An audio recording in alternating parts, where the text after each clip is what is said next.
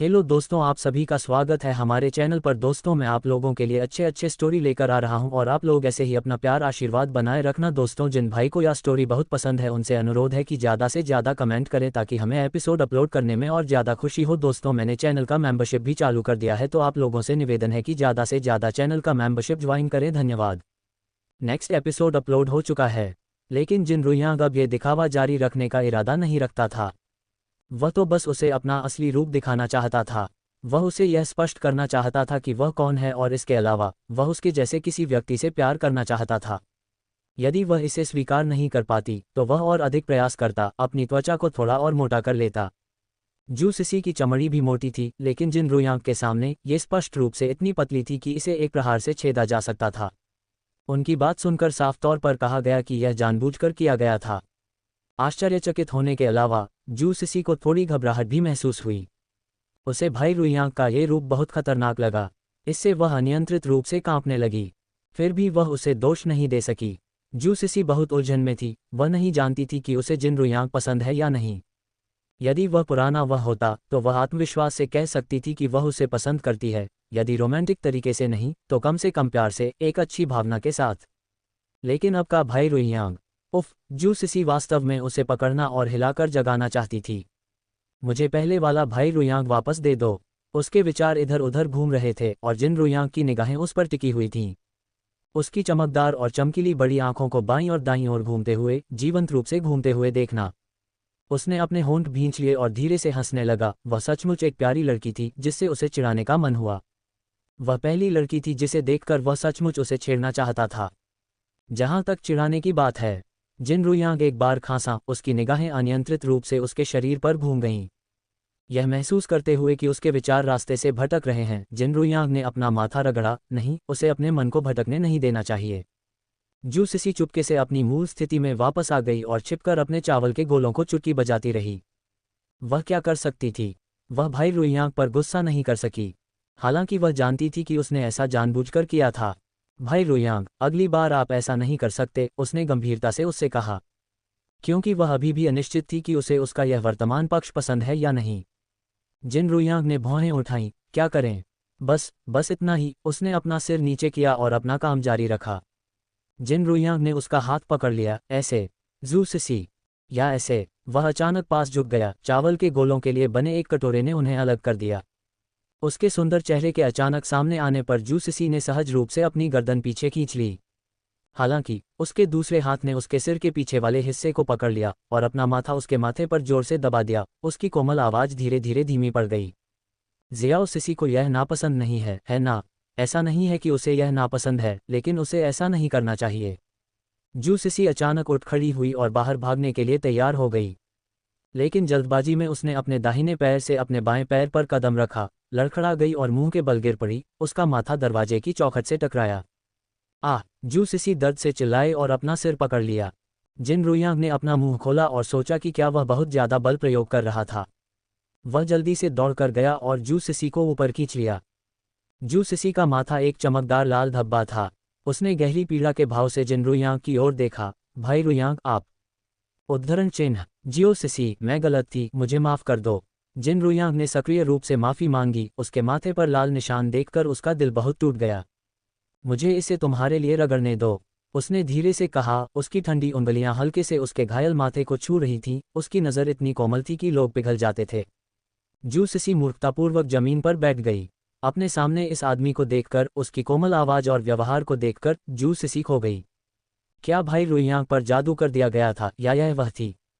जब भाई रुयांग सौम्य थे तो उन्हें वह सचमुच पसंद करती थीं, लेकिन जब भाई रुयांग छेड़खानी करता था तो वह उससे नफरत नहीं करती थी।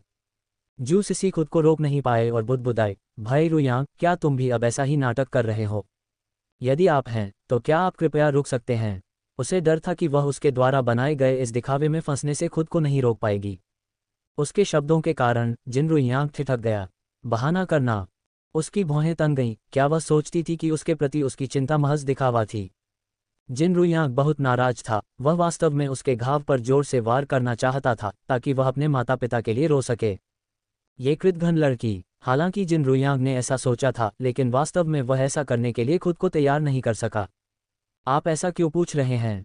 जू सिसी आश्चर्यचकित रह गई, क्योंकि भाई रुयांग अब बहुत ही सौम्य हैं, उतने ही सौम्य जितने भाई रुयांग मुझे पहले पसंद थे। लेकिन क्या आपने यह नहीं कहा था कि आपकी सारी सज्जनता केवल दिखावा थी? रुको, तुमने क्या कहा? जिन रुयांग की आंखें चमक उठीं और उसने आश्चर्य से जू सिसी को देखा। तुम्हें केवल भाई रुयांग की तुम्हारे प्रति सज्जनता पसंद आई, है ना? कुछ हद तक, फिर भी पूरी तरह नहीं। जू सिसी को पता नहीं था, उसने उसे भ्रमित कर दिया था।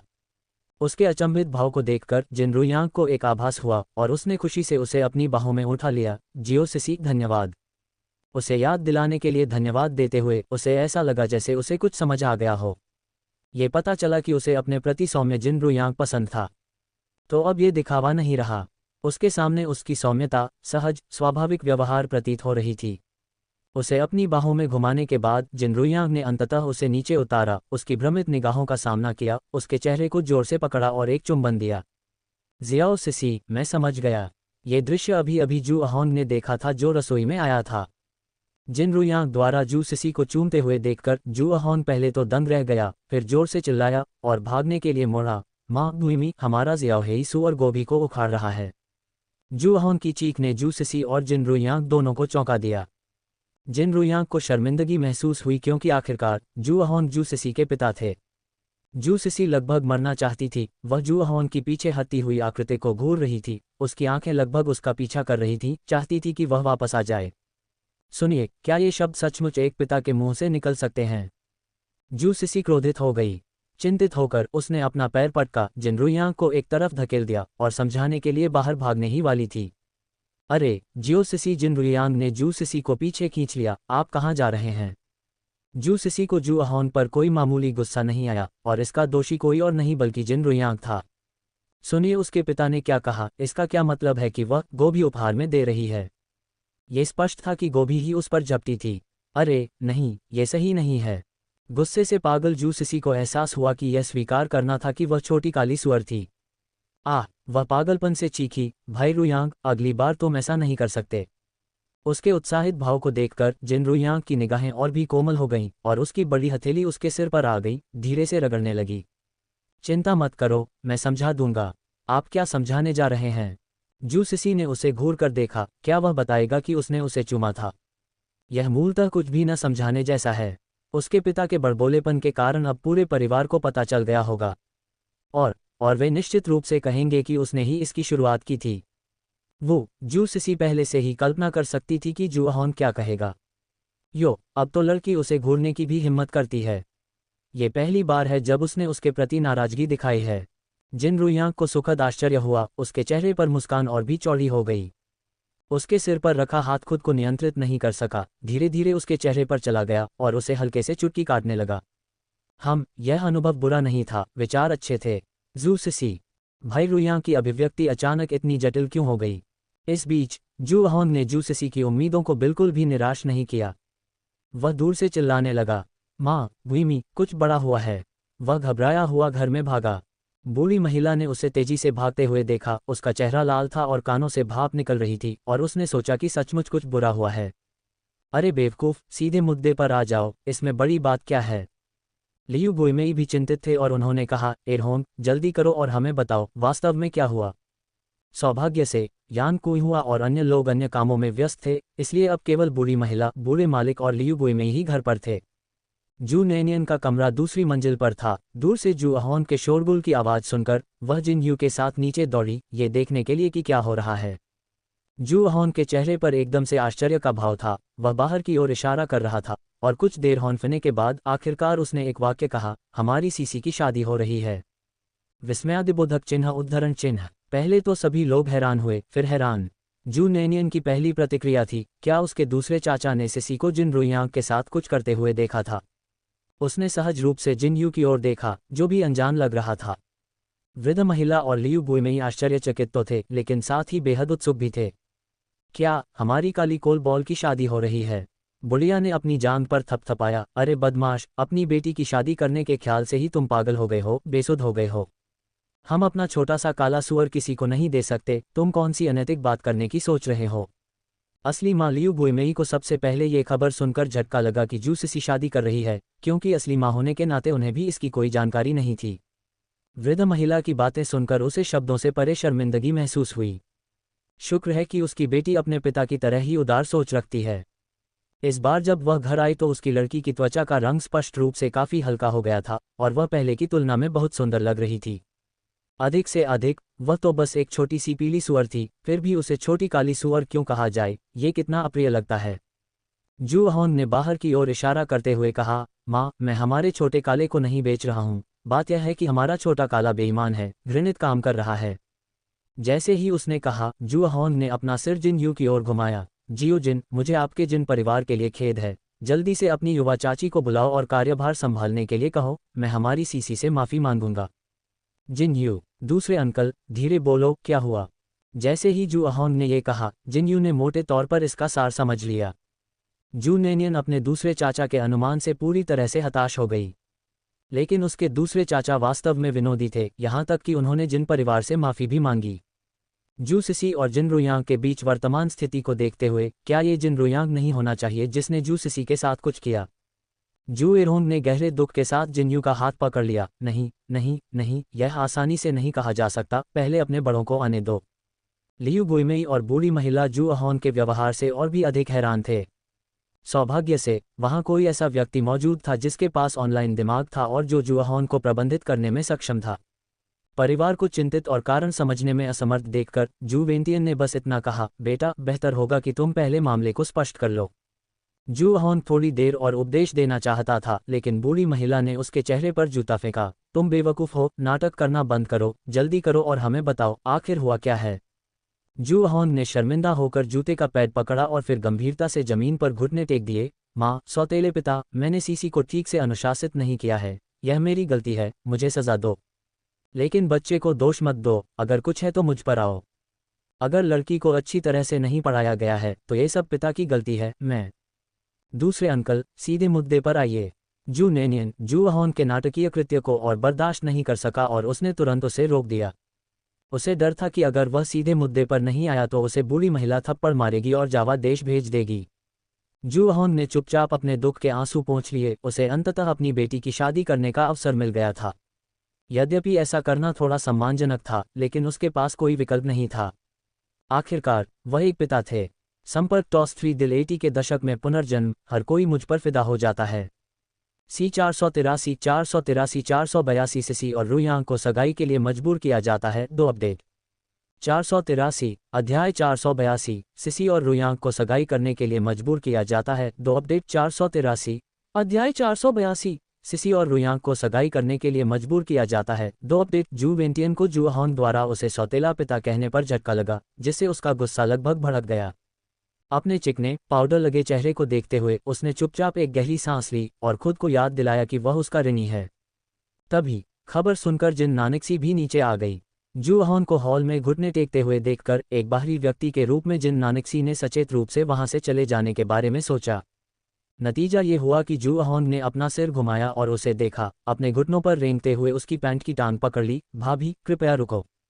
जिन नानकसी, नैनियन का दूसरा चाचा, क्या करने का प्रयास कर रहा था।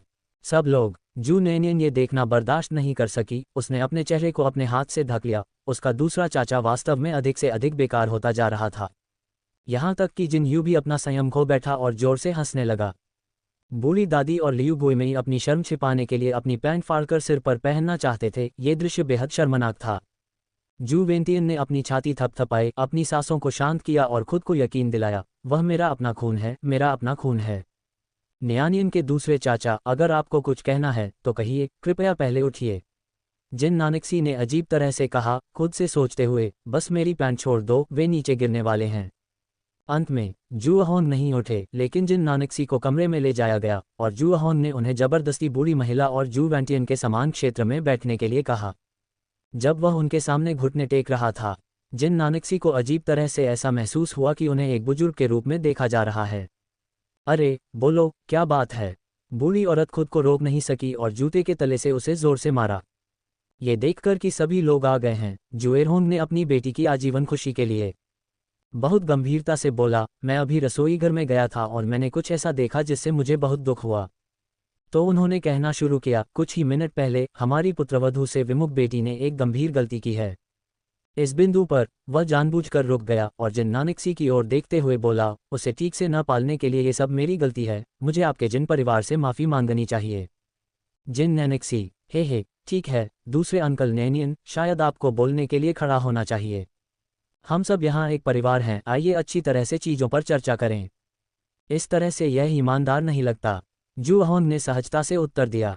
जिन नानकसी, फिर सिसी ने हमारे जिन परिवार के साथ अन्याय करने के लिए वास्तव में क्या किया था? यह आ गया, मुख्य बात आ रही थी। जू होंग ने कड़वी भावना के आंसू पोंछते हुए सोचा, मेरी लड़की, तुम्हें अपने बूढ़े आदमी को धन्यवाद देना चाहिए, वह तुम्हारा सपना पूरा कर रहा है। अंततः उसे पता चल गया कि वह बढ़िया गोभी किसकी थी, जिसे पाने के लिए उसका छोटा सा ज़ियाओही लालायित था और जिसके लिए वह राजधानी में स्कूल जाने पर जोर दे रहा था। मेरे ससुर, आहा हा हा, वह फिर से रोने लगा, रेंगते हुए, और जिन नानकसी के पैर को पकड़ लिया। ये सब मेरी गलती है कि मैंने अपनी बेटी का पालन पोषण ठीक से नहीं किया और हमारी सीसी को एक जानवर जैसा अनैतिक काम करने दिया। उसे रुइयांग की पवित्रता को कभी भी कलंकित नहीं करना चाहिए था, ये सब मेरी गलती है। आहा हा हा, फिर वह रोता रहा। क्या कलंकित, पवित्रता कलंकित? सभी लोग भड़क उठे और सवालों की बौछार करने लगे। यहाँ तक कि जू नैनियन भी हैरान रह गया। क्या ऐसा हो सकता है कि जिन रुइयांग जू सिसी पर कार्रवाई करने वाले पहले व्यक्ति थे? वे दोनों इस विचार से सशंकित थे। जू होंग ने सबको उत्तेजित देखकर दृढ़ता से हम कहते हुए अपना गला साफ किया, मैंने इसे अपनी आंखों से देखा है, क्या ये झूठ हो सकता है? सब लोग, न केवल जिन नानकसी आश्चर्यचकित थी, बल्कि अन्य सदस्य भी बिजली से मारे गए थे। जू नैनियन ने पहली बार गुस्से से अपनी भौहें सिकुड़ती हुई महसूस की। क्या जिन रुइयांग ने वास्तव में इस समय सिसी पर कोई कदम उठाया था?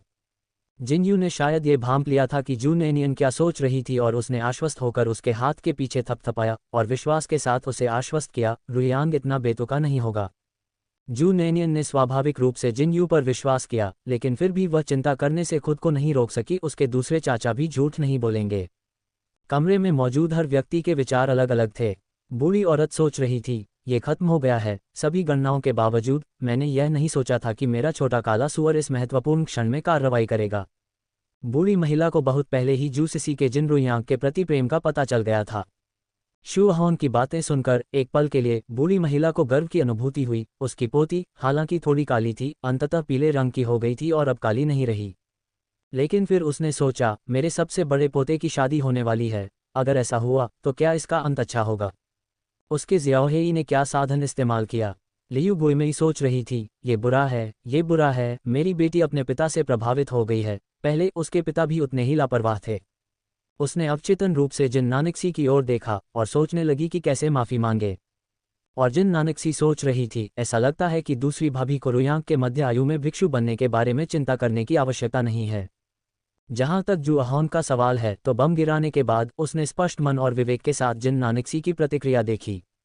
ये देखकर कि वह ज्यादा विरोध नहीं कर रही है, उसने अपना गला साफ किया और स्वीकार किया, मेरी भाभी, आप रुइयांग की युवा चाची हैं, क्या आप रुइयांग के लिए निर्णय ले सकती हैं? जिन नानकसी ने खाली सिर हिलाया, मैं कर सकता हूँ। क्या जिन यू भी वहाँ नहीं था? उसने अवचेतन रूप से जिन यू की ओर देखा, जो जू नैनियन के पेट को घूर रहा था। जिन नानकसी का गला थोड़ा सा घुट गया, कितना शर्मनाक मूर्ख, ऐसे घूर रहा था जैसे पेट पर कोई फूल खिल जाएगा। जिन नानकसी की यह बात सुनकर कि वह ऐसा कर सकती है, जू होंग ने पीछे नहीं हटे हुए सीधे मुद्दे पर आ गए। उन्होंने तीखे स्वर में अपना गला साफ किया, हमारे सीसी ने कुछ घृणित काम किया है और जू परिवार, जब से मेरे पिता की मृत्यु हुई है, ओह, हमें समय से पहले छोड़ दिया। मेरी माँ ने हमें सिखाया कि जीवन में और हमारे कार्यों में हमें ऊपर स्वर्ग और नीचे पृथ्वी के प्रति जवाबदेह होना चाहिए। हम बिना किसी गुण वाले व्यक्ति नहीं हो सकते। हमारा परिवार उस लड़की सीसी के लिए बिल्कुल भी कवर नहीं करेगा। बूढ़ी औरत अपने बेटे को गंभीरता से बकवास करते हुए देख रही थी। उसने उसे ये हवाई बातें कब सिखाई थीं? उन्होंने स्पष्ट रूप से कहा कि जब तक कोई जीवित रह सकता है, तब तक कुछ घृणित कार्य करना भी ठीक है। लेकिन जू होंग की योजना के बारे में सोचते हुए बूढ़ी महिला ने उसके हाथ पकड़ लिए और कोई जवाब नहीं दिया। ये सोचकर कि कम से कम वह अपने परिवार के ज़ियाओहेई सुअर की मदद तो कर रही थी। यदि यह अच्छी बात वास्तव में हुई तो ये पूर्वजों के लिए संतुष्टिदायक होगा, क्योंकि परिवार में विकृत फलों के लिए उन्हें एक अच्छा फल मिल गया होगा और बाद में पैदा होने वाले बच्चे भी अच्छे दिखने वाले हो सकते हैं। जू होंग ने गंभीरता और जोर देकर कहा, इसलिए हमारी सीसी निश्चित रूप से अपनी गलती की जिम्मेदारी लेगी। चूंकि उसने रुइयांग की मासूमियत को कलंकित किया है। ससुराल वालों, अगर आपको कोई आपत्ति नहीं है तो मैं पहल करूंगा और हमारी सीसी को आपके रुइयांग से ब्याह दूंगा। फिर आप दंड देना चाहते हैं या काटना चाहते हैं, यह आपके परिवार के विवेक पर निर्भर होगा। जिन नैनिक्सी, ठीक है, मैं सहमत हूँ। जू एरोंग दंग रह गया, वह इतनी जल्दी सहमत हो गई थी। एक सांकेतिक इनकार भी नहीं, या एक या दो विनम्र टिप्पणियां। आखिरकार रुयांग की तुलना में ये वास्तव में ऐसा था जैसे किसी सुअर को उनके सीसी में चीनी गोभी मिल गई हो। जू वेंतियन को अंततः अपने मूर्ख बेटे की योजना का मतलब समझ में आ गया, और वह इसके सख्त खिलाफ थे। क्या उनकी पोती, जो एक जू है, को किसी अन्य व्यक्ति से विवाह करने की जल्दी करनी होगी? हालांकि इससे पहले कि वह कुछ बोल पाता, बुजुर्ग महिला ने उसे रोक दिया। ज्यादा कहने की जरूरत नहीं थी, सिर्फ एक नज़र से जू वेंतियन समझ गया कि बूढ़ी महिला क्या करना चाहती थी। उसी समय जू वेंतियन को यह भी याद आया कि हॉन ने किसका उल्लेख साझेदार के रूप में किया था। वह रुयांग बदमाश किंग नहीं था। ये सोचकर कि जुओ किंग देश लौट आया है और जिन रुयांग के साथ उसकी ज्यादा बातचीत नहीं हुई है, जू वेंतियन को कुछ समझ में आया। एक बुजुर्ग के रूप में इन जटिल रिश्तों का सामना करते हुए शू वेंतियन आहें भरने के अलावा बस यही कर सकते थे कि उन्हें खुद ही इसका हल निकालने दिया जाए। इसलिए जू सिसी और जिन रुयांग को उनकी जानकारी के बिना स्थापित किया गया था, और पूरे परिवार को जू सिसी द्वारा जिन रुयांग के साथ किए गए अभद्र व्यवहार के बारे में पता था। जैसे जिन रुयांग की मासूमियत को बर्बाद करना। जहां तक इस बात का सवाल है कि उसने इसे कैसे बर्बाद किया, जू अहोन ने विस्तार से नहीं बताया। माना जाता है कि जिन कुछ लोगों को इस बारे में जानकारी थी उनमें संभवतः जिन नानक्सी, जिन यू और जू नैनियन शामिल थे। जिन नानक्सी को पहले तो आश्चर्य हुआ, लेकिन इसके बारे में अधिक ध्यान से सोचने के बाद वह रुयांग के स्वभाव को जान गई। क्या यह उसके लिए स्पष्ट नहीं था? वह आमतौर पर बहुत सहमत था, लेकिन इस तरह के मामले में अगर वह तैयार नहीं था, तो वह छोटी लड़की उसकी मासूमियत को कैसे बर्बाद कर सकती थी? जबकि जिन यू और जू नैनियन ने जू सिसी और जिन रुयांग से पूछने की योजना बनाई थी कि उसके बाद वास्तव में क्या हुआ था। जू सिसी और जिन रुयांग ने कभी नहीं सोचा होगा कि रसोई में उनके द्वारा बिताया गया समय बाहर की स्थिति को पूरी तरह से बदलने के लिए पर्याप्त था। जू एरोन को अपनी बेटी की प्रतिष्ठा को बर्बाद करने में बिल्कुल भी शर्म नहीं आई। इसके विपरीत उसे इस पर गर्व था। उसे ऐसा महसूस हो रहा था जैसे उसने एक पिता के रूप में उसका दिल सचमुच तोड़ दिया हो। उन्होंने स्पष्ट रूप से देखा था कि जिन परिवार के लोगों के साथ घुलना मिलना आसान है और वे ऐसे मामलों में उनकी बेटी को नीची नज़र से नहीं देखेंगे। इसके अलावा उनकी भतीजी जू नैनियन जिन परिवार में उनकी देखभाल करती थी, इसलिए उन्हें इस बात की कोई चिंता नहीं थी कि दूसरे देश में शादी करने के बाद जू सिसी के साथ बुरा व्यवहार किया जाएगा। इसके अलावा जिस तरह से सिसी ने पहले जिन रुयांग को देखा था, वह शायद किसी के नितंब पर अपनी आंखें गड़ाने को तैयार थी। उन पर, इसके अलावा उसने स्पष्ट रूप से देखा था कि उसकी सीसी ने खुद को उस लड़के की बाहों में समेट लिया था और उसने इसका विरोध नहीं किया था।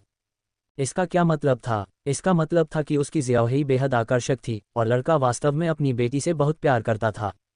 यह न देखना भी ठीक होता, लेकिन इसे देखने के बाद एक पिता के रूप में वह अपनी बेटी की मदद कैसे नहीं कर सकता था। जू इरहोंग और जिन नानक्सी ने मौखिक रूप से सहमति व्यक्त की कि एक बार जू जिकियांग की शादी समाप्त हो जाने के बाद वे जू सिसी और जिन रुयांग के बीच व्यवस्था को सुलझा लेंगे। जहां तक शादी की बात है तो वे जू सिसी के स्नातक होने तक इंतजार करेंगे। हालांकि जिनयू और जू नैनियन ने इस पर कोई आपत्ति नहीं जताई। यह उनकी निकटता का परिणाम था जिसे बड़े मुंह वाले जू अहोन ने देखा था। जैसे ही जिन नानक्सी को मौका मिला, वह जू नैनियन को फैक्ट्री में ले गई और फ़ोन करके परिवार को सूचित किया। उसने सोचा कि उसकी भाभी इस खबर से बहुत खुश होगी। जू नैनियन वहीं मौजूद था और उसने जिन नानशी और येकिन की पूरी फ़ोन पर बातचीत सुनी। रिसीवर बहुत तेज था और जू नैनियन ने येकिन की कही हर बात सुन ली। उनकी बातचीत इस प्रकार हुई। जिन नानक्सी, भाभी, मुझे आपसे कुछ कहना है। उसके स्वर में उत्साह था। येकिन ने इत्मीनान से कहा, इतनी जल्दी क्या है?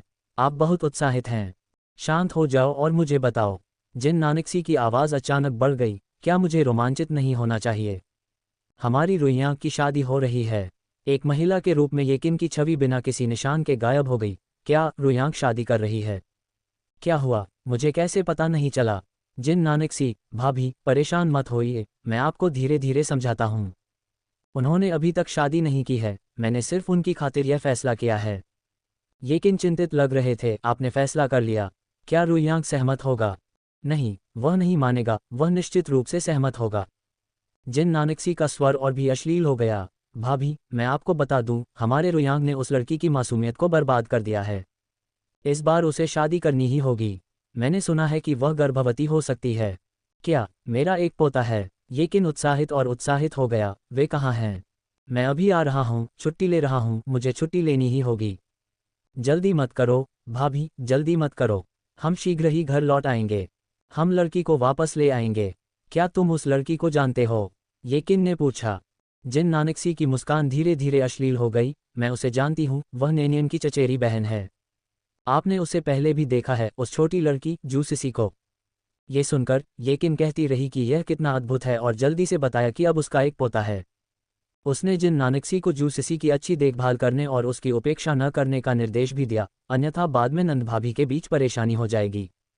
जिन नानकसी और भी कामुक हो गई। भाभी चिंता मत करो, मैं करूंगी। जू नेनियन, जिसने पूरी बातचीत देखी थी, अवाक रह गया। तो इस तरह से अफवाहें शुरू होती हैं। शू नेनियन के मुंह के कोने पर एक झटका सा लगा, क्योंकि अंततः उसे अफवाहों की भयावह प्रकृति समझ में आ गई थी। जिन नानकसी ने येकिन के साथ फोन कॉल समाप्त करने के बाद अपने होंठों को संतुष्ट होकर चाटा। न्यानियन, क्या आपको लगता है कि मैंने कुछ ज्यादा ही बढ़ा चढ़ाकर बात कह दी? इससे भी अधिक, ये सच्चाई से कोसों दूर था। लेकिन उसने जो कहा वह इस प्रकार था। नहीं, ये सब रुयांग की गलती है। वह इसी का हकदार है। जहां तक जू सिसी का सवाल है, अरे माफ करना, इसका दोष अपने पिता पर डालो, जो मेरे दूसरे चाचा हैं। ये सब उसकी गलती है। इस बीच जब बाकी सभी लोग तितर बितर हो गए तो लियू बुइमेई ने चुपचाप जू अहोन को कमरे में खींच लिया। मुझे सच सच बताओ, तुमने हमारी सिसी को जिन यू के चचेरे भाई के साथ क्या करते देखा? वो क्या करते थे? जू इरहोंग ने अपनी ठोड़ी को सहलाया, विचारों में खोया हुआ। काफी देर बाद आखिरकार उसने कहा, मैंने उन्हें केवल एक दूसरे को गले लगाते हुए देखा, बाकी सब कुछ स्पष्ट रूप से नहीं देख पाया, लेकिन ऐसा लग रहा था कि हमारी सीसी ने उसे चूमा है। लियू बुइमी दंग रह गए। निर्दोष लोगों को बर्बाद करने से उनका यही आशय था। लेकिन ये काफी करीबी था। दिन के उजाले में एक आदमी को गले लगाना कुछ हद तक मासूमियत को कलंकित करने जैसा लग रहा था। हालांकि जितना अधिक लियू बुइमेई ने इसके बारे में सोचा, उतना ही ये लगने लगा कि उसकी बेटी ही अपनी मासूमियत को कलंकित कर रही थी। आजकल तो हाथ पकड़ना भी गुप्त रूप से किया जाता है, लेकिन उसकी सहोदर बहन तो चुंबन तक कर बैठी। लियू बुइमेई ने यह मानते हुए कि जिन रुयांग काफी उत्कृष्ट लग रहे थे, अंत में कुछ न बोलने का निर्णय लिया। गलतफहमी रहने दो। आखिरकार सबसे बुरा परिणाम तो शादी न करना ही होगा, और ये तो केवल एक मौखिक समझौता था। जब जू सिसी और जिन रुयांग सभी के सामने पुनः प्रकट हुए, तो लोगों ने उन्हें विशेष रूप से अजीब भावों से देखा। जिन रुयांग का इरादा जू अहोन को ढूंढने और उसे चीजें समझाने का था। लेकिन जैसे ही जू अहोन ने उसे देखा, वह तुरंत भाग गया, ये सोचते हुए कि क्या ये हो सकता है कि वह सगाई तोड़ने आ रहा है। जिन रुयांग ने देखा कि जू अहोन पूरी गति से भाग रहा था, उसका हाथ अजीब तरह से हवा में लटका हुआ था। वह थोड़ा उलझन में था। वह वही था जिसने उनकी बेटी का फायदा उठाया था। क्या उसे भागना नहीं चाहिए? ये सामान्य तर्क का पालन क्यों नहीं किया गया? या फिर ऐसा था कि वह बहुत ज्यादा सदमे में था और उसे देखना नहीं चाहता था? और जैसे ही जू सिसी अपने कमरे में लौटी, लियू बुइमेई ने उसे दूसरे कमरे में खींच लिया। लियू बुइमेई ने गंभीरता से उसका हाथ पकड़ लिया। सीसी, जब आप किसी और के घर में हों तो आपको समझदार होना चाहिए। क्या आप मुझे सुन रही हैं? इसके बाद सलाह की बाढ़ आ गई। जू सिसी ने लियू बुइमी को खाली नजरों से देखा, ये सोचकर कि लियू बुइमी राजधानी में अपने दादा के घर पर रहने के बारे में बात कर रही थी। वह सोच रही थी कि उसकी मां की प्रतिक्रिया इतनी धीमी क्यों थी। लगभग आधा साल हो गया है और वह अब उसे याद दिलाने के बारे में सोच रही है। इसके अलावा वह उसके अपने दादा का घर है। कुल मिलाकर वह व्यावहारिक रूप से उसका अपना घर था। उसे किसी और का क्यों कहा जा रहा था? लेकिन लियू बुइमेई की गंभीर अभिव्यक्ति को देखकर जू सिसी केवल सिर हिला सकी। ठीक है माँ, चिंता मत करो, मैं वहाँ ठीक रहूंगा और जब समय मिलेगा तो मैं आप लोगों से मिलने आऊंगा। ये सुनकर लियू बुइमेई अंदर से असहाय महसूस करने लगा। ऐसा लग रहा था कि सिसी ने सचमुच लालच में आकर ऐसा किया था। आखिरकार एक माँ ही सबसे अच्छा जानती है, एक बेकार पिता के विपरीत। लियू बुइमेई अभी भी जू सिसी के बारे में चिंतित थे और उन्होंने पूछा, सिसी, माँ आपसे कुछ पूछने वाली हैं और आपको मेरे साथ ईमानदार होना होगा। जू सिसी, माँ आगे बढ़ो। तुम लोग कितनी दूर चले गए हो? जू सिसी ने पलकें झपकाईं। वे कितनी दूर चले गए थे? वह मीठी मुस्कान के साथ बोली, माँ आप क्या कह रही हैं?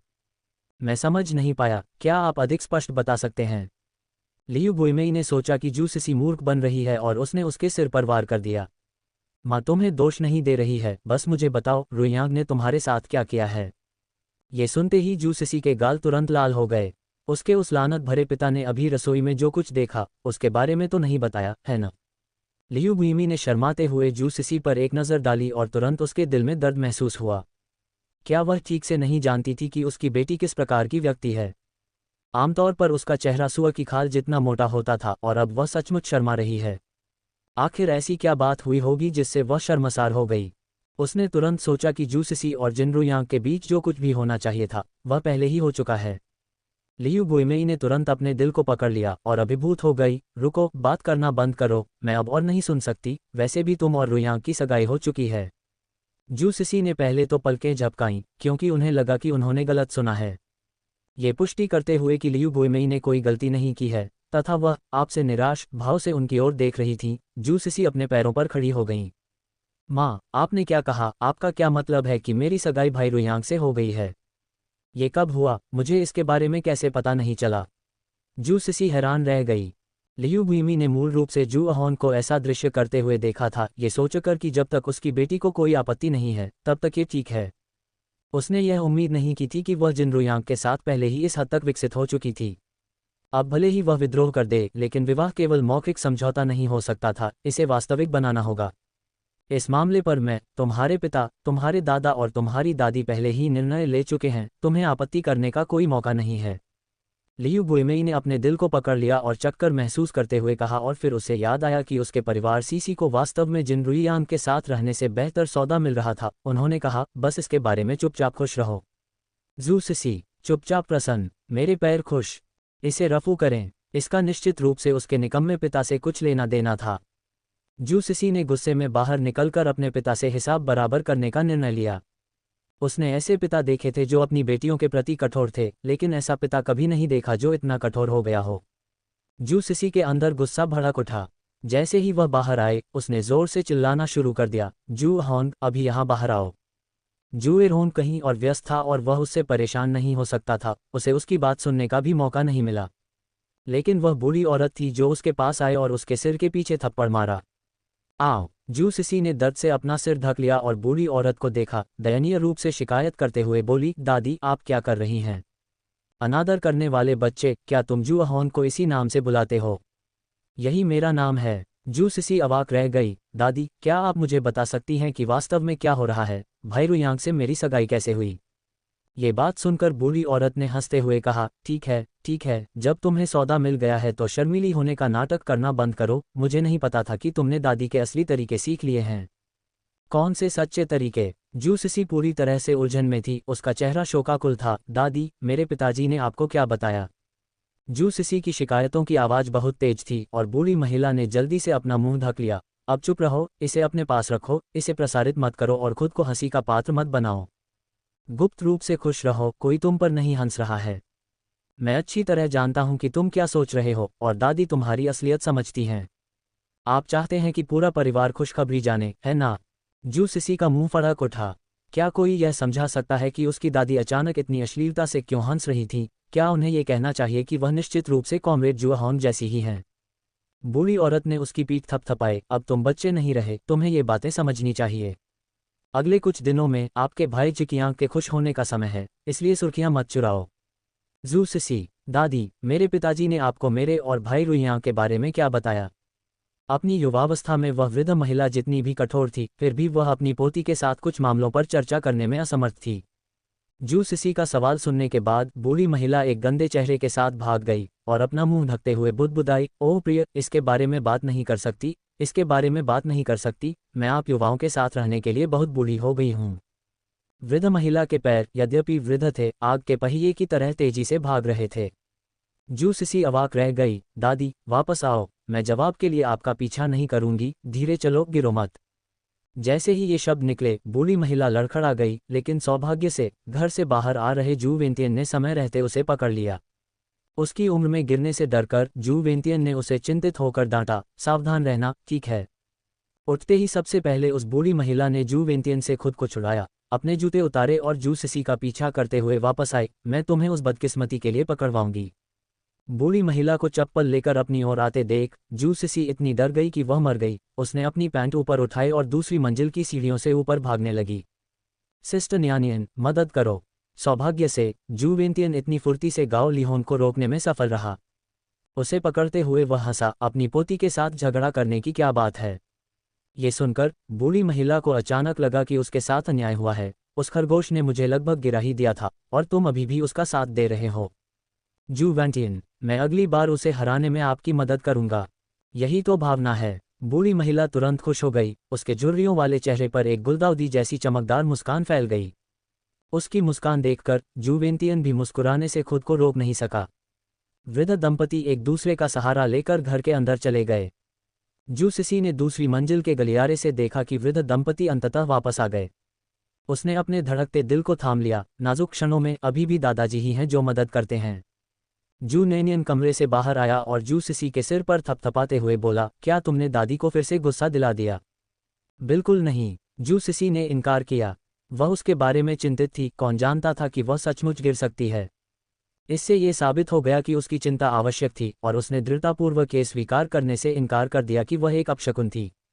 जू नैनियन हंसे, दादी को बस डांटना पसंद है, लेकिन उनकी उम्र बढ़ रही है। तुम्हें उसकी हर बात को दिल पर नहीं लेना चाहिए। जूसिसी ने तुरंत अपना दिल पकड़ लिया, बहन नैनियन, क्या आप मजाक कर रही हैं? मैंने दादी से बहस करने की हिम्मत कब की है? ऐसा नहीं है कि मैं छोटी जिंदगी की कामना करता हूँ। जू नैनियन मुस्कुराया, जूसिसी के सिर को सहलाते हुए, हमारी सिसी अब बड़ी हो गई है। जैसे ही सुंदरी मुस्कुराई, सीसी लगभग शर्मा गई। उसने अपने गालों को पकड़ा, उसकी आंखें प्रशंसा से भरी हुई थीं। बहन नैनियन, काश मैं भी आपकी तरह सुंदर हो पाती। ये सुनकर जू नैनियन ने जूसिसी की गहनता से जांच की। अत्यधिक पतला झरने का पानी पीने के कारण जूसिसी की त्वचा अधिक से अधिक सफ़ेद होती जा रही थी। लेकिन क्योंकि वह पहले बहुत काली थी और क्योंकि नैनियन ने उसे बहुत अधिक सांद्रता वाला पानी देने की हिम्मत नहीं की, इसलिए जूसिसी की उपस्थिति में परिवर्तन विशेष रूप से स्पष्ट नहीं हुआ। लेकिन ये केवल जू नैनियन जैसे व्यक्ति के लिए था जो उसे अक्सर देखता था। अपनी मूल त्वचा की तुलना में वह काफ़ी गोरी हो गई थी। इसके अलावा उसके आकर्षक नैन नक्श थे, बड़ी बड़ी आंखें और छोटा चेहरा था, और वह युवा और जीवन थी। बाहर घूमने पर उसे भी सुंदर माना जाता था। समय के साथ उसकी त्वचा और अधिक गोरी हो जाएगी। जब वह उसकी अपनी गोरी त्वचा के करीब पहुंचेगी तो निस्संदेह वह एक महान सुंदरी बन जाएगी। जू नैनियन ने अपना सिर रगड़ते हुए कहा, सीसी, तुम निश्चित रूप से बहुत सुंदर बनोगी। सच में? जूसिसी ने अपना चेहरा देखा, उसकी आंखें चमक रही थीं। मैं हाल ही में आईने में देख रही हूं और मुझे लग रहा है कि मैं और भी सुंदर होती जा रही हूं। वह बेशर्मी से अपने बारे में बड़ा चढ़ाकर बताती रही और अपने छोटे बाघ जैसे दांत दिखाते हुए हंसती रही। जब जू नैनियन ने जू एरहोन की कही बात को उठाया तो उसने जूसिसी से पूछा, तुमने रुयांग के साथ वास्तव में क्या किया था जो अंकल ने देखा था? इस बात का जिक्र होते ही जूसिसी का गुस्सा सिर पर चढ़ गया। आह बहन नैनियन, ये सब मेरे बदबूदार पिता की गलती है। वह बकवास कर रहे होंगे, है ना? इसके अलावा माँ ने कहा कि अब मेरी सगाई भाई रुयांग से हो गई है। असल में क्या हो रहा है? जूसिसी को अभी तक जिन रुयांग के प्रति अपनी सच्ची भावनाओं का पता नहीं चला था और अब उसके पिता वास्तव में चीज़ों को आगे बढ़ा रहे थे। अब वह भाई रुयांग का सामना कैसे करेगी? अरे नहीं, इस सारी परेशानी की जड़ भाई रुयांग था। जूसिसी के हाव भाव को पल पल बदलते देख जू नैनियन मुस्कुराया, पहले मुझे बताओ कि तुमने और रुयांग ने वास्तव में ऐसा क्या किया था कि अंकल ने तुम्हें पकड़ लिया? जैसे ही यह विषय सामने आया, जूसिसी तुरंत शांत हो गईं। उसका सिर नीचे झुका हुआ था, उसके कान स्पष्ट रूप से लाल हो गए थे। भाई रुयांग, उसने मुझे चूमा। जू नैनियन, ओह, तो उसने तुम्हें चूमा? हाँ बहन नैनियन, आप ऐसे क्यों बात कर रही हैं? जूसिसी ने शर्मिंदा होकर जू नैनियन के कंधे पर मुक्का मारा। जू नैनियन, उसका स्वर पूरी तरह से सामान्य था। इस लड़की का अंतःकरण दोषी है। जूसिसी खांसते हुए बोली, बहन नैनियन, मैंने आपको पहले ही बता दिया है, इसलिए जल्दी करो और मुझे बताओ कि मेरे पिताजी ने आप सभी को वास्तव में क्या बताया था। जानना चाहते हैं? जूसिसी ने सिर हिलाया, जरूर। जू नैनियन के होंठों पर हल्की सी मुस्कान आ गई, बाद में जाकर खुद जिन रुयांग से पूछ लेना। ठीक है, चलो इस बारे में बात नहीं करते। जिकियांग की कल शादी है और हमें आज बहन शियाओरो के साथ जाना है। चेन शियाओरो का या तो कोई परिवार नहीं था या वह अपने परिवार से संपर्क नहीं करना चाहती थी। इस शादी के लिए वह जू नैनियन के पुराने पारिवारिक घर से निकल रही थी और वहां केवल जूसान्या ही सभी का स्वागत करने के लिए मौजूद थी। कुइहुआ आज सुबह सुबह उसे ढूंढने आया और उससे चेन शियाओरो के बाल बनाने और बाद में उसका श्रृंगार करने में मदद करने को कहा। चेन शियाओरो सिर्फ उसका कर्मचारी नहीं था, बल्कि वह उसका परिवार भी बन गया। परिवार के रूप में जू नैनियन स्वाभाविक रूप से उसकी उपेक्षा नहीं कर सकते थे। जूसिसी अभी भी मामले की तह तक जाना चाहती थी, लेकिन जू नैनियन की प्रतिक्रिया सुनने के बाद उसे यह बात छोड़नी पड़ी। उसे लगा कि सिस्टर नैनियन भी उसे धोखा दे रही हैं, लेकिन उसके पास कोई सबूत नहीं था। क्या करें, इतनी चिंता है। न केवल जूसिसी पर यहाँ प्रभाव पड़ा, बल्कि जिन रुयांग पर भी वहाँ बहुत अधिक प्रभाव पड़ा। जब जिन यू ने उनसे बातचीत के लिए पूछा तो उन्हें कुछ समझ नहीं आया। जब जिन यू ने बताया कि जू इरहोंग ने मनमाने ढंग से जिन नानकसी के साथ जू सिसी के साथ अपनी सगाई को अंतिम रूप दे दिया है तो वह बहुत खुश हुआ। उसकी मुस्कान धीरे धीरे धूर्ता में बदल गई, फिर भी उसने मासूमियत के साथ कहा, जिन यू, क्या करूं, मुझे अपने ससुर पसंद हैं। जिन यू उसके आत्मसंतुष्ट चेहरे को और अधिक सहन नहीं कर सका। उसने उसे मौखिक रूप से फटकार लगाई, तुमने पहले ही सौदा पक्का कर लिया है। जिन रुयांग के चेहरे पर मुस्कान फीकी पड़ गई जब उसने जिन यू को घूरते हुए पूछा, क्या तुम ऐसे समय में चुप नहीं रह सकते? नहीं। यद्यपि जिन रुयांग खुश था, वह चिंतित भी था। छोटी सिसी ने फिर भी उसका काफी दृढ़ता से विरोध किया। कम से कम वह फिलहाल उसके साथ रिश्ते में नहीं रहना चाहती थी। ये रिश्ता अभी शुरू भी नहीं हुआ था कि अचानक उनकी सगाई की घोषणा कर दी गई। क्या होगा यदि उसकी प्रतिक्रिया खराब हो जाए और उसके प्रति उसका प्रतिरोध और गहरा हो जाए? जिन रुयांग को अचानक डरपोक महसूस हुआ। क्या मुझे जाकर छोटी सीसी को सब कुछ समझाना चाहिए? खुद ही निर्णय लो, जिन यू ने जवाब दिया। जिन रुयांग के पास कहने को शब्द नहीं थे। क्या हम भाई भी हैं? नहीं, जिन यू ने तीखे स्वर में उत्तर दिया। जब दोनों व्यक्ति गांव के रास्ते पर साथ साथ चल रहे थे तो उनकी सुंदरता आकर्षक थी और उनका आचरण विशिष्ट था। वहां से गुजर रही कई ग्रामीण लड़कियां उन्हें देखे बिना नहीं रह सकीं। जिन यू ने अपनी निगाहें आगे की ओर रखीं, जबकि जिन रुयांग ने उन्हें कई बार देखा। अंततः वह इस निष्कर्ष पर पहुंचा कि छोटी सीसी अधिक प्यारी थी, जिससे उसे धूप में जाने की इच्छा हुई। इस बीच जू सिसी और जू नैनियन के पुराने मिट्टी ईंट के घर पर पहुंचे। वहां की चहल पहल की तुलना में यहाँ काफी सुनसान था। दरवाजे पर पहुंचते ही जू सिसी को इतनी जोर से छींक आई कि उसे चक्कर आने लगा। मेरे बारे में कौन सोच रहा है? उसने अपना सिर पकड़ लिया। ये बहुत शक्तिशाली था। शायद आवाजें सुनकर जू सान्या ने दरवाजा खोला और उनका अभिवादन किया। यो, नैनियन और सिसी आ गए हैं, जू सान्या ने मुस्कुराते हुए और एक हाथ स्लिंग में बांधकर कहा। चूंकि जू सान्या यहाँ हमेशा से मदद करती रही थी और जू नैनियन और अन्य लोग कल दोपहर को ही लौटे थे, इसलिए आज उन्होंने उसे पहली बार देखा था। जू सान्या ने जू नैनियन के बड़े पेट को देखकर बड़ी मुस्कान के साथ नैनियन को सहारा देने के लिए सावधानीपूर्वक आगे बढ़ी। युवा चाची आपकी सहायता के लिए यहाँ हैं। जू नैनियन ने अपना हाथ नीचे ले जाकर कहा, युवा चाची, मुझे आपकी मदद करने दीजिए। उसे सचमुच डर था कि सान्या उसके बचे हुए हाथ को भी चोट पहुंचा देगी। चेन शियाओरू ने आज भी हमेशा की तरह साधारण कपड़े पहने थे और अगले दिन तक अपनी शादी की पोशाक नहीं पहनी थी। जू नैनियन और जू सिसी को अंदर आते देख उसने गर्मजोशी से उनका अभिवादन किया। बॉस, सिसी, आप यहाँ हैं? क्या तुम अब भी मुझे बॉस कह रही हो? जू नैनियन ने हंसते हुए कहा, जैसे ही उसने उसे याद दिलाया, अब हम लगभग एक परिवार हैं। जू सिसी ने भी हंसते हुए कहा, बिल्कुल, अब हम सब एक परिवार हैं। चेन शियाओरू ने शर्माते हुए मुस्कुराते हुए कहा, बहन। आह, यह अच्छा लगता है। जू नैनियन को बहन कहलाना अच्छा लगा और उसने पहले से तैयार किया हुआ बड़ा लाल पैकेट निकाला और चेन शियाओरू के हाथों में थमा दिया। सख्ती से कहें तो पता बदलने का शुल्क कल ही दे दिया जाना चाहिए, लेकिन हमारा परिवार इतना पारंपरिक नहीं है। आज आपने मुझे बहन कहा, इसलिए मैं आज यह आपको दे रहा हूँ। जू नैनियन ने जो लाल पैकेट दिया वह काफ़ी बड़ा था, छूने पर फूला हुआ था। चेन शियाओरू को लगा कि यह बहुत ज़्यादा है और उसने इसे वापस देने की कोशिश की, लेकिन जू नैनियन ने इसे लेने से इनकार कर दिया और कहा कि भेजा गया लाल पैकेट वापस नहीं किया जा सकता क्योंकि ये दुर्भाग्य है, और चेन शियाओरू की सभी आपत्तियों को तुरंत खारिज कर दिया, जिससे उसके पास अनिच्छा से इसे स्वीकार करने के अलावा कोई विकल्प नहीं बचा। लाल पैकेट की मोटाई को देखते हुए जू सिसी की आंखों में सितारे चमक उठे। बहन नैनियन, जब मेरी शादी होगी तो आप मुझे भी एक बड़ा लाल पैकेट देंगी? ओह, शादी के बारे में तो सोच ही रही हूँ। ऐसा लगता है कि अंकल ने जो रिश्ता आपके लिए तय किया है उससे आप काफ़ी संतुष्ट हैं। जू नैनियन ने मुस्कुराते हुए जू सिसी को चिढ़ाया। जू सिसी ने बस यूं ही इसका उल्लेख किया था, लेकिन जब जू नैनियन ने उसे चिढ़ाया तो उसे अचानक याद आया कि एक अनसुलझा और परेशान करने वाला मुद्दा था। उसके सुंदर चेहरे की मुस्कान तुरंत गायब हो गई। बहन नैनियन, क्या आप वह बात नहीं उठा सकती जिसका उल्लेख नहीं किया जाना चाहिए?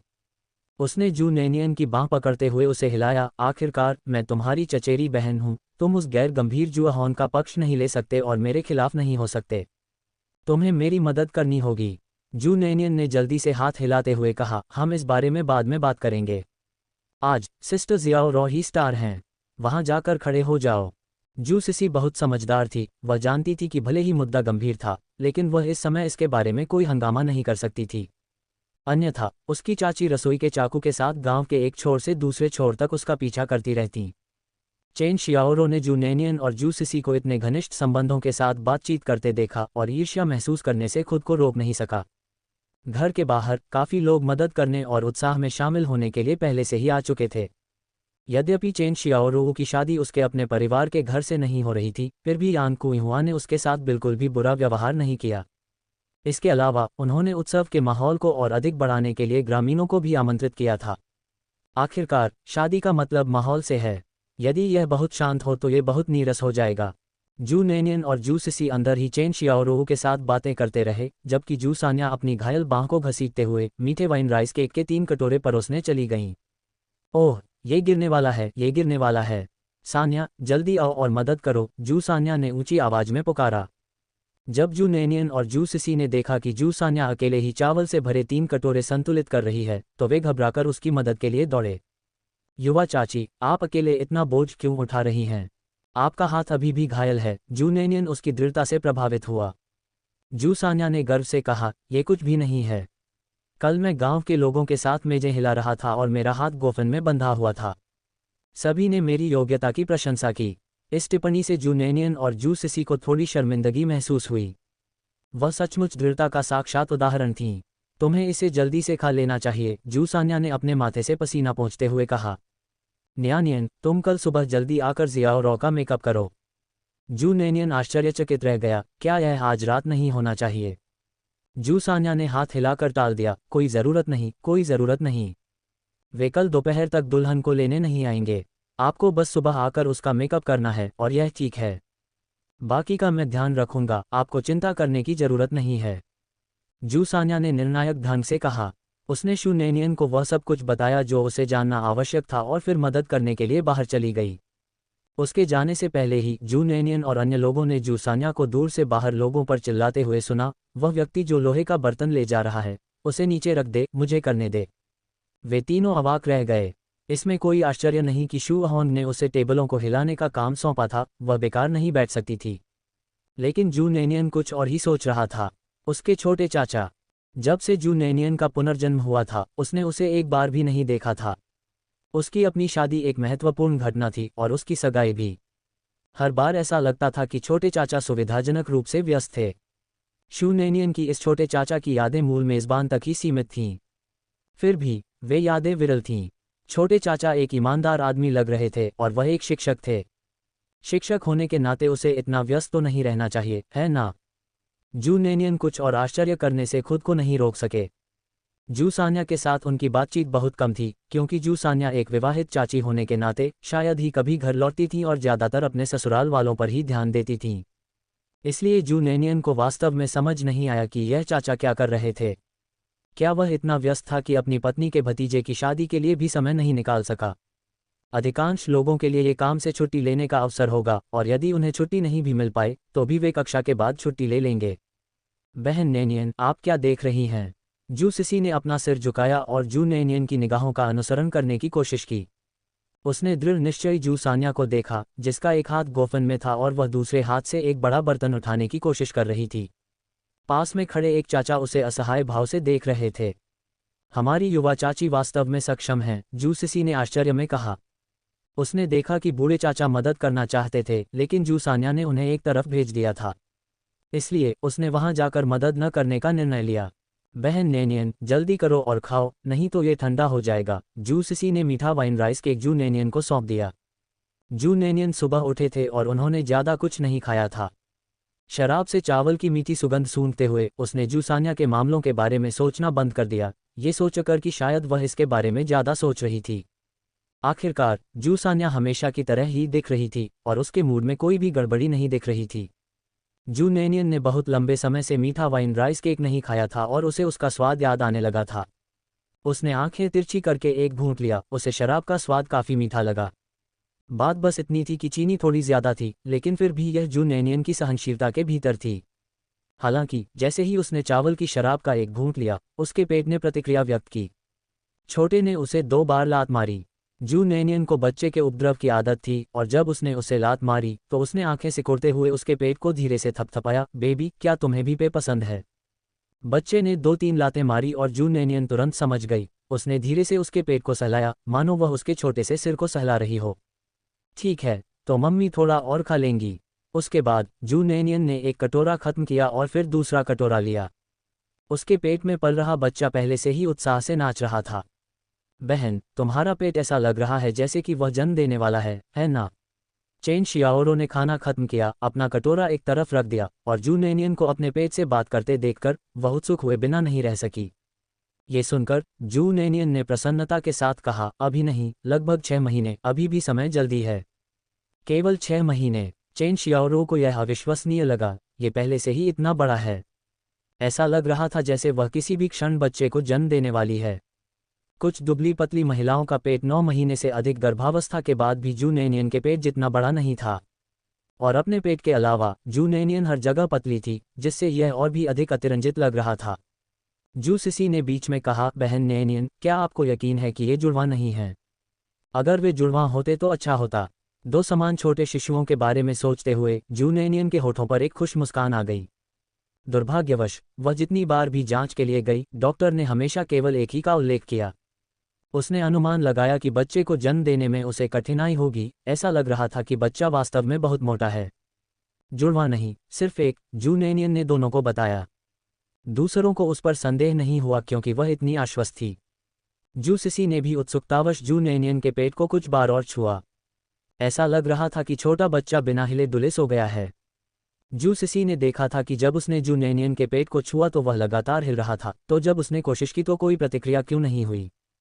क्या ऐसा हो सकता है कि बच्चा इतनी छोटी उम्र में ही इतना समझदार हो गया हो?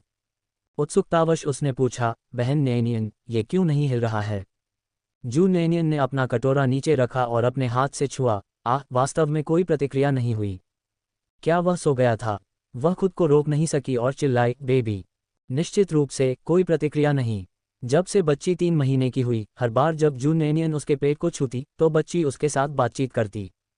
अब कुछ देर तक स्पर्श करने के बाद भी कोई हलचल नहीं होने पर जू नेनियन को अचानक चिंता महसूस हुई। लेकिन चूंकि उसके पेट में दर्द नहीं था, न ही कोई अन्य संवेदना थी, इसलिए ऐसा नहीं लगा कि बच्चे के साथ कुछ गड़बड़ है। जू नेनियन अपनी चिंताओं को दबा सकी और बाद में देखने के लिए प्रतीक्षा करने का निर्णय लिया। वे तीनों उस छोटे से कमरे में काफी देर तक बातें करते रहे।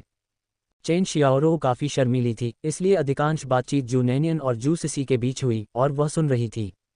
जू जिकियांग भी एक संकोची व्यक्ति था, जिससे जू नेनियन को आश्चर्य हुआ कि क्या ये दोनों एक साथ बोरियत से मर जाएंगे। जैसे ही यह विचार उसके दिमाग में आया, उसने जू सिसी को चेन शियाओरो से पूछते सुना, बहन शियाओरो, भाई जिकियांग ने आपका पीछा कैसे किया? उस प्रश्न के साथ जू नेनियन ने भी अपनी नज़र चेन शियाओरो पर केंद्रित कर दी।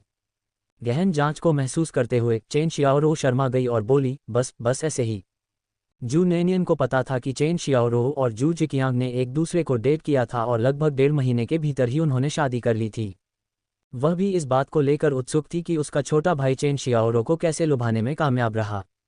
इसलिए चेन शियाओरो की ओर उसकी नज़र उत्सुकता से भरी थी। चेन शियाओरो शर्मीली थी, लेकिन फिर भी वह जू नेनियन और जू सिसी के साथ साझा करती थी।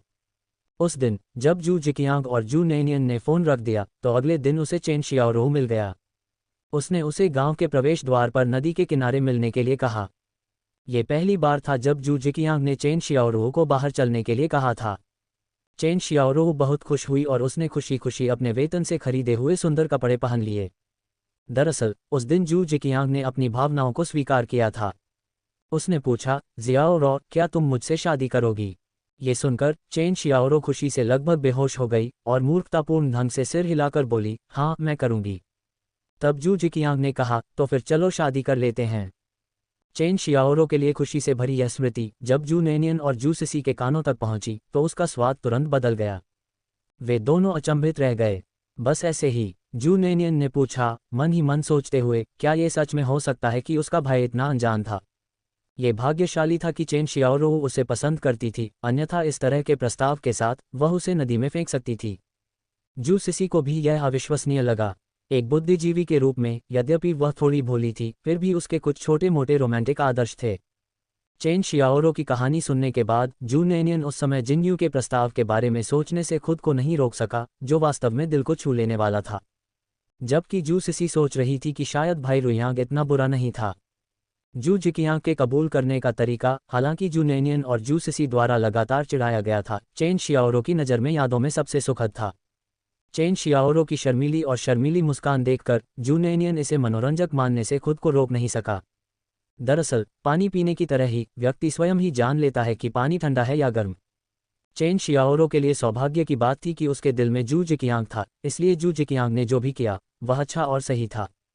चेन शियाओरो के साथ दिन बिताने के बाद जू नेनियन और जू सिसी देर रात तक घर नहीं लौटे।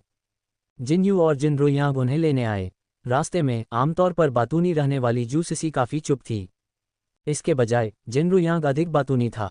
उस रात जब जू नेनियन बिस्तर पर गईं तो उन्होंने बच्चे से बात करने की कोशिश की, लेकिन पाया कि अभी भी कोई प्रतिक्रिया नहीं हुई है। तब जू नेनियन सचमुच घबरा गया। जिन यू, क्या बच्चे को कुछ हो गया होगा? ये सुनकर कि बच्चे के साथ कुछ गड़बड़ हो सकती है, जिन यू की अभिव्यक्ति बदल गई। क्या गड़बड़ है? क्या आपका पेट असहज है? मैं तुम्हें अस्पताल ले चलूंगा, चलो। अरे एक मिनट रुको, जू नेनियन ने कहा। वह बस चिंतित था और किसी भी चीज़ के बारे में निश्चित नहीं था। पहले अस्पताल। जिन यू ने बिना एक शब्द कहे उसे वहां ले जाने पर जोर दिया। जू नेनियन भी चिंतित था।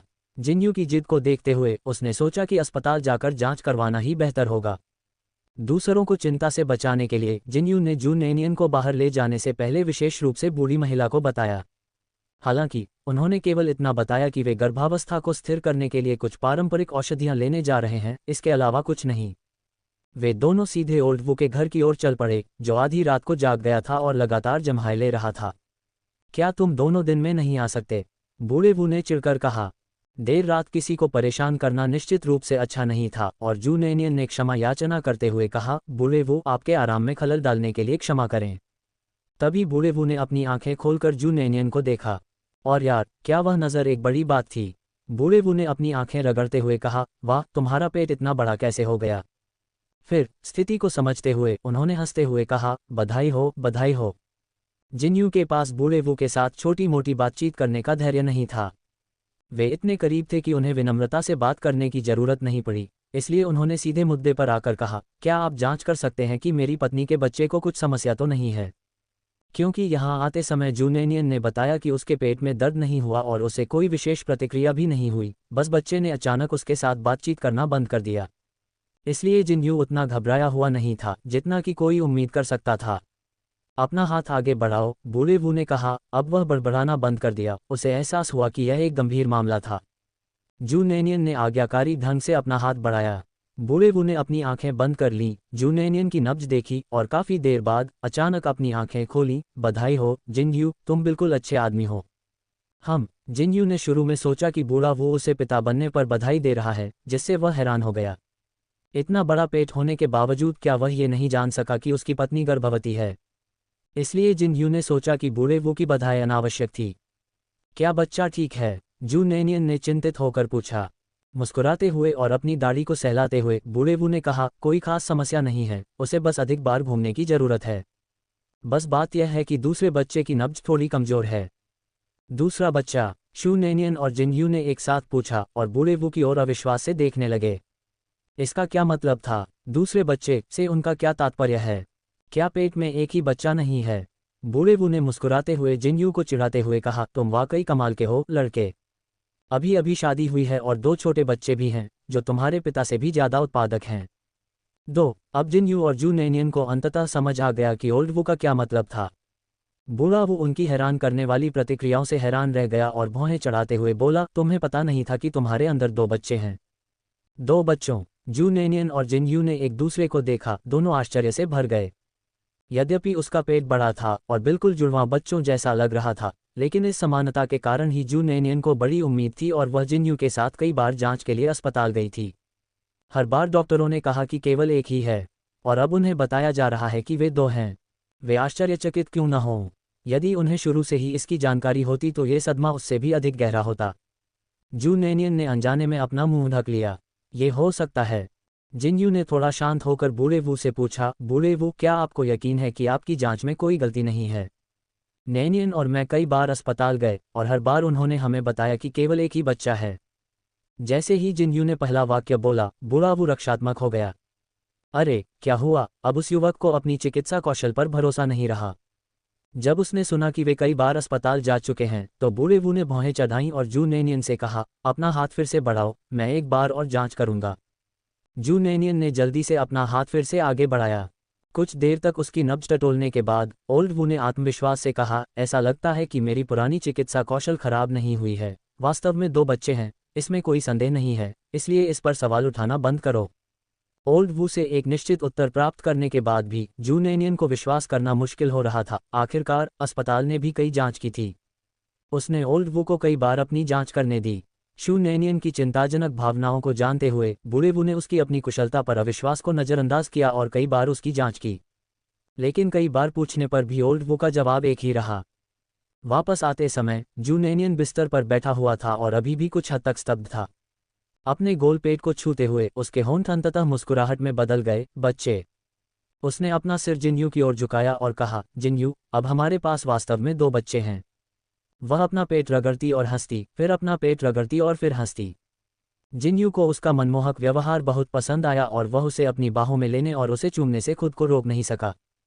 पत्नी, वास्तविकता में वापस लौटने का समय आ गया है, उन्होंने कहा। जू नेनियन ने उसे नाराजगी भरी नज़र से देखा। बात करने का एक ऐसा तरीका है। ओल्ड वू के शब्दों को याद करते हुए कि जुड़वा बच्चों में से एक थोड़ा कमज़ोर लग रहा था, वह तुरंत चिंतित होने लगी। और आज बच्चों ने उसके साथ बिल्कुल भी बातचीत नहीं की। यद्यपि ओल्ड वू ने कहा कि सब कुछ ठीक है, फिर भी एक माँ होने के नाते वह अपने बच्चों के बारे में चिंतित होने से खुद को नहीं रोक सकी। जिन्यू ने उसे शांतिपूर्वक थपथपाया। अगर ओल्ड वू कहता है कि यह ठीक है, तो ये ठीक है। बेकार की चिंता मत करो, चलो सो जाओ। चून की चिंता करने से कोई फायदा नहीं होने वाला था, इसलिए जू नेनियन बिस्तर पर चले गए। रात में जू नेनियन ने एक और सपना देखा। सपने में एक मोटा बच्चा शराबी मुट्ठी का प्रदर्शन कर रहा था। जू नेनियन को वह बहुत परिचित लगा क्योंकि वह लड़खड़ा रहा था। ऐसा लग रहा था कि वह गिरने वाला है, लेकिन वास्तव में कभी नहीं गिरा। खतरे को भांपते हुए जू नेनियन जल्दी से छोटे लड़के को संभालने के लिए उसके पास गया। जू नेनियन को देखकर बच्चा गुस्से से भड़क गया और उस पर झपट पड़ा। छोटे गोल मटोल हाथों ने जू नेनियन की गर्दन पकड़ ली और उसे हिला दिया। मैंने तुमसे कहा था कि मुझे शराब मत दो, मुझे शराब मत दो। आप ऐसी माँ कैसे हो सकती हैं जो अपने बच्चे को शराब पिलाती हैं, और अब मुझे उस बोझ को भी संभालना है। छोटा बच्चा भयंकर लग रहा था, लेकिन उसके हाथ नर्म और कमजोर थे, मुश्किल से कोई बल लगा रहे थे। जू नेनियन को उसका उग्र शिशु जैसा व्यवहार इतना प्यारा लगा कि उसे चूमने की इच्छा हुई। इसलिए उसने छोटे बच्चे को गले लगाया और उसे चूम लिया। बच्चा चुंबन से चौंक गया, फिर उसने अविश्वास से जू नेनियन को देखा, अपना चेहरा ढक लिया जैसे कि वह एक कामुक भेड़िए को देख रहा हो। जू नेनियन को समझ नहीं आया कि ऐसा क्यों हुआ। तभी उसने देखा कि बच्चे के गाल एकदम से लाल हो गए और वह एक छोटे शराबी की तरह लड़खड़ाते हुए भाग गया। भागते समय वह जोर से चिल्लाया, घसीट, तुम्हारी माँ ने मुझे चूमा। जू नेनियन अवाक थी। अगले दिन सुबह उठते ही वह इस सपने को भूल गई। अपना सिर रगड़ते हुए उसने उलझन से कहा, अजीब बात है, कल रात मैंने क्या सपना देखा। उसे याद आया कि उसने एक बहुत लंबा सपना देखा था, लेकिन जब वह जागी तो वह सब कुछ भूल गई। उसे लगा कि यह सपना किसी न किसी तरह महत्वपूर्ण था, लेकिन चाहे ये कितना भी महत्वपूर्ण क्यों न हो, यह आज के मामलों जितना जरूरी नहीं था। जू नेनियन तेजी से बिस्तर से उठे, कपड़े पहने और जू सिसी को चेन शियाओरू के घर तक खींच लिया। वहां पहले से ही काफी चहल पहल थी, लेकिन चून की जू नेनियन गर्भवती थी, इसलिए उसके आसपास बहुत कम लोग जमा थे। जू नेनियन और जू सिसी जल्दी से चेन शियाओरू के निवास पर पहुंचे। वह पहले ही अपनी लाल शादी की पोशाक पहन चुकी थी और बिस्तर पर आज्ञाकारी ढंग से बैठी प्रतीक्षा कर रही थी। जू नेनियन ने उसका मेकअप करना शुरू कर दिया। वह बहुत जल्दी तैयार हो गई और कुछ ही समय में एक सुंदर और आकर्षक दुल्हन तैयार हो गई। चेन शियाओरू की नाजुक विशेषताओं और अच्छे आधार के साथ थोड़ा सा मेकअप उसे और अधिक सुंदर बना देता था। जू सिसी ने तो अतिशयोक्ति से कहा, बहन शियाओरू, आप बहुत सुंदर लग रही हैं। कौन सी महिला तारीफ सुनना पसंद नहीं करती? यहाँ तक कि जो लोग प्रशंसा की ज़्यादा परवाह नहीं करते, वे भी इसे नापसंद नहीं करेंगे। चेन शियाओरू ने खुशी से अपना चेहरा सहलाया, सच में?